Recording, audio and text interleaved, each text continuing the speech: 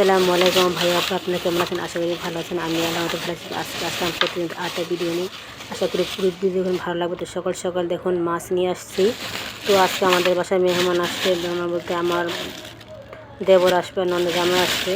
তো জানেন তো আপনার ভাইয়া আমাদের এখানে নাই, সে বাইরে থাকে। তো আমি একা মহিলা মানুষ কী করবো তো দিতে পারি না। তো আমার বাচ্চারা তো ছোটো, তো ছেলেকে বাজারে পাঠাইছি। তো ছেলে যা পছন্দ হচ্ছে সেটাই নিয়ে এসে তো যা আনছে সেটা আলহামদুলিল্লাহ। বাচ্চা মানুষ কিনে না। তো সকাল সকালে নাস্তা বানিয়ে দিলাম। তো শুনছিলাম যে তারা এসে নাস্তা খাবে, সকালে গাড়িতে উঠছে। তাড়াতাড়ি করে নাস্তা বসে পড়ছি। এখন বাজে সকাল 8টা বাজে।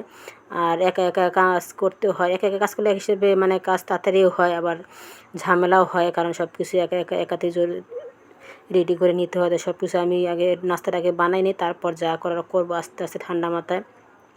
আর কোনো মানুষ আসার কথা শোনা আমার মাথা পাগল, মানে কী থেকে কী করে আমি দিশা পাই না। তো নাস্তাটা বানিয়ে আসছি ঘরে, তো ঘর বসে আসছি, ঘর বিছানাটা উঠারও সময় পাইনি, এমন অবস্থা।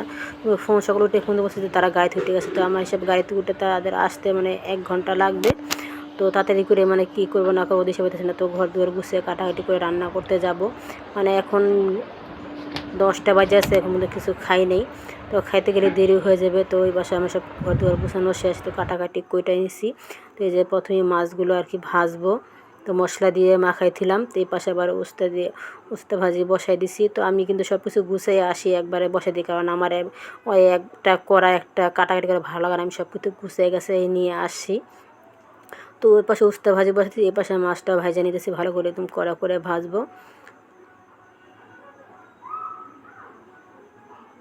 তো তারা অনেক দিন ধরে আসে না, অনেকদিন বলতে যে আপনার ভাইয়া যখন বাইরে গেছে তখন আসে, 1 বছর আগে আসছে, তো আসে না।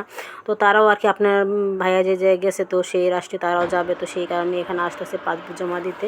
তো যার মাধ্যমে যাবে সে আমাদের এখানে নারায়ণগঞ্জে থাকে। তো সেই আসছে, নাহলে কিন্তু তারা আসে না, বেশিরভাগ কমই আসে। কারণ যেহেতু তারা দূরে থাকে তো আসতে অনেক ঝামেলা হয়ে যায়। তো আসছে যে মাছগুলো ভাজা হয়ে গেছে, ওই পাশে আবার তরকারি রান্না বসাই দেবো। মানে কী করবো না করবো দিশা হইতেছে না। এটা দুপুরের হালকা পাতলা খাবার, কারণ দুপুরে গাড়ি দিয়ে আইসা মনে করুন তারা ওরকম খাইতে পারবে না। তো সাদা ভাতই আনছি।